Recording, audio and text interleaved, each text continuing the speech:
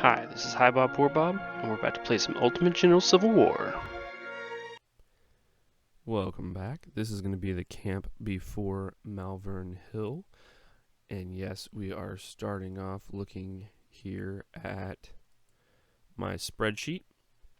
So this is a comparison between the two runs that I had. You can see that my losses were a bit higher in this second one than in the first one. About 700 men, plus or minus a little bit. But my kill to death ratio was actually rather close to the same, because I lost about 1.2% more, but I killed, like, my losses, yeah. I lost about, well, that's about 1% more, 1.2%, and I killed about 10% more.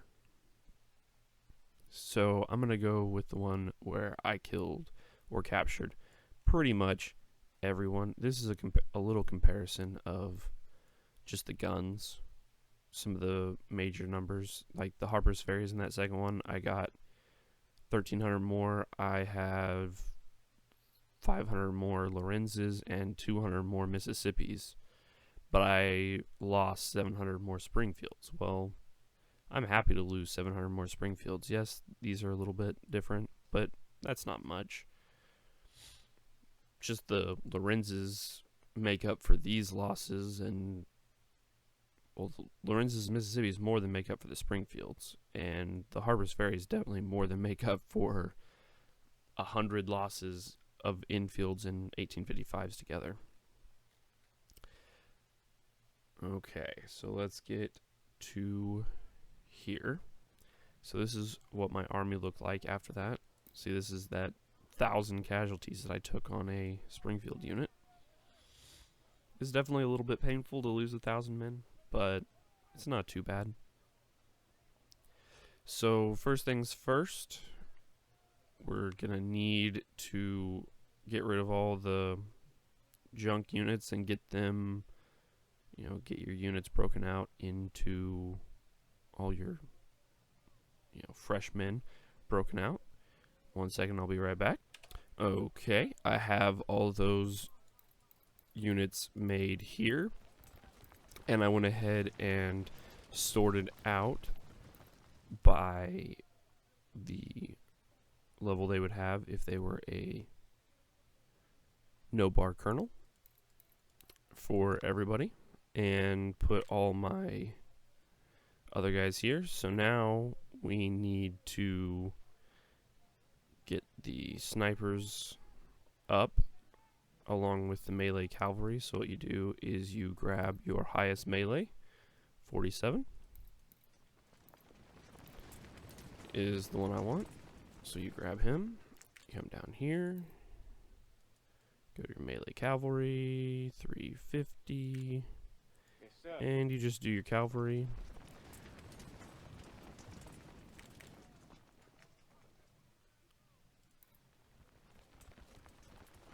I could go higher on this guy since I have more Remingtons, or build another Remington unit, but I think I'm okay with what I have for now.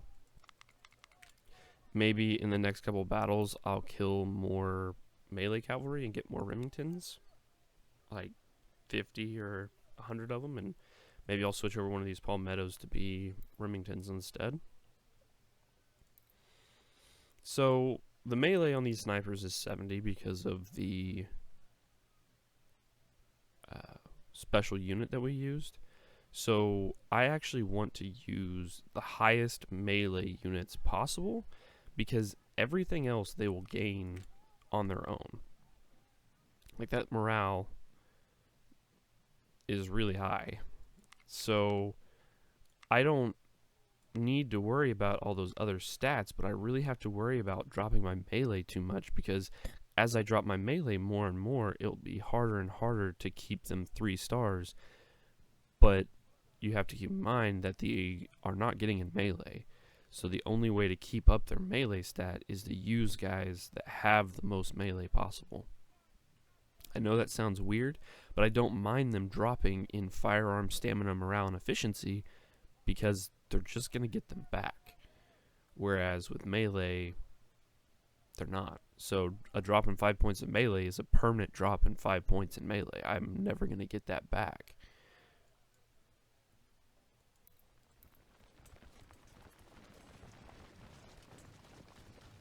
Okay, so we'll go down to 58 there. See, a drop in melee from 69 to 63, and there's basically nothing I can do about that except feed them units with higher melee. And the only way to do that is to come over here and try to grab these guys, and there's no way I'm breaking down cavalry just to refill my snipers, because that would be a huge waste. Because every time you build a cavalry unit, it would cost me 3,500. I might as well just put like veterans in here instead for 3,500. I get 11 units. Yeah, that would be more cost effective than breaking down my melee unit and doing that, I think. But it's only 11 men. That's not very many men. Okay, so then next, we don't really care who does this.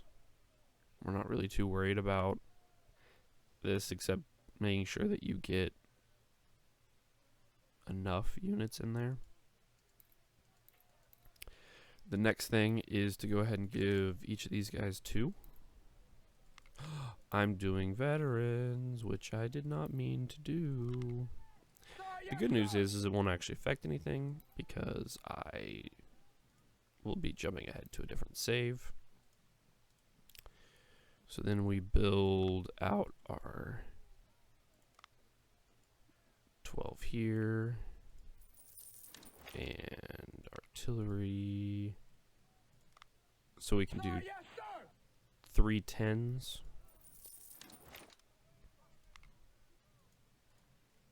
On the 24-pound howitzers.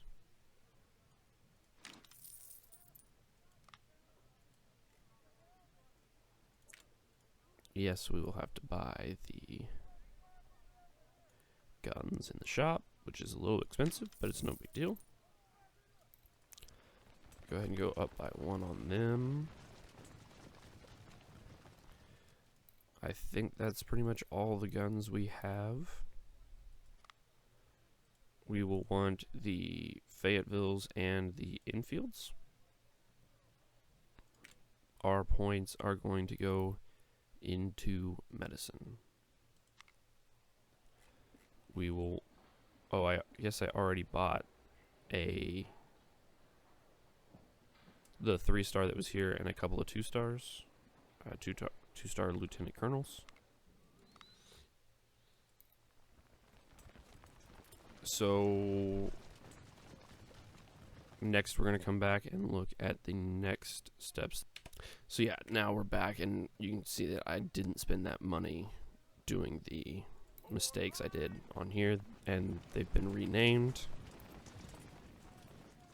Oh, forgot to. I guess I hadn't done that yet.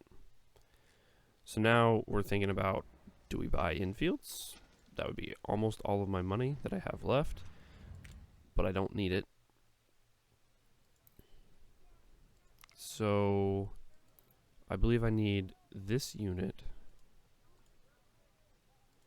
along with all of these units, and then I will come back whenever I have my units built out. Okay, so I broke down all those units. It got me to approximately this number of men. I built 5 infields, and I built 6 Harper's Ferries and 1 1855. Brought my 2 snipers in, and this is my 14 units that I need. I went ahead and made all of these guys topped up as high as I could towards 2,500, just to kind of condense them down. These are some of the higher units that I had, so I wanted to conserve their experience in case I wanted to build some new artillery units, or just to conserve them, just to make sure that there isn't something that I'm wanting to use them for.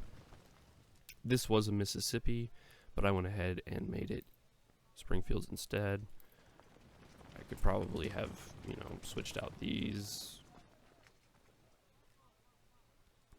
like this and made this the Mississippi again. Yes, sir.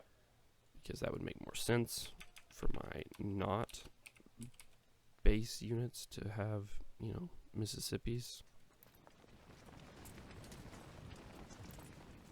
Oh, still have some Harper's Ferries there too, and some Lorenzes even in my junk units.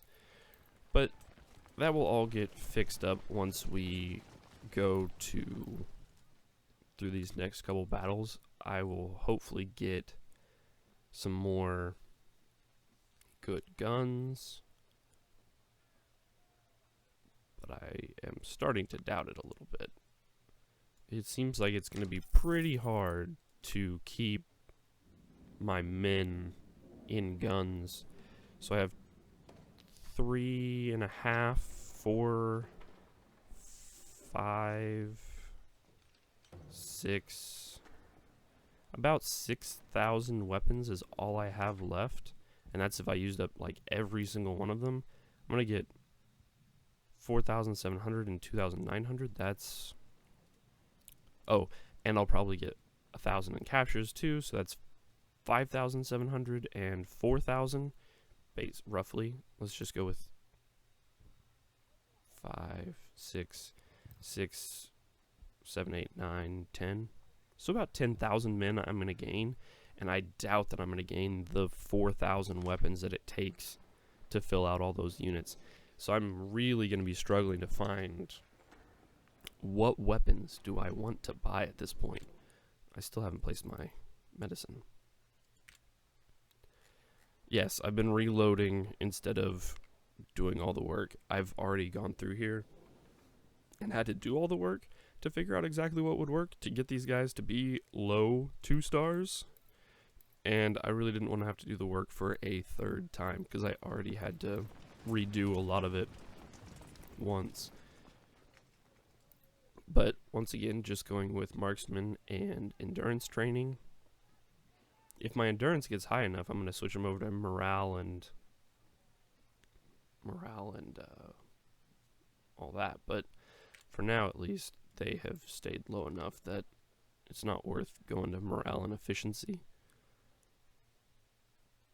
Once my stamina starts getting in like the 80s, maybe, if these guys had 80 stamina to begin with, I would definitely think about switching over to morale and efficiency just to get those up a bit, because I think that would really help with the efficiency, because the efficiency is obviously a little bit low here. But the fact that it gives me 10% speed is really hard to give up,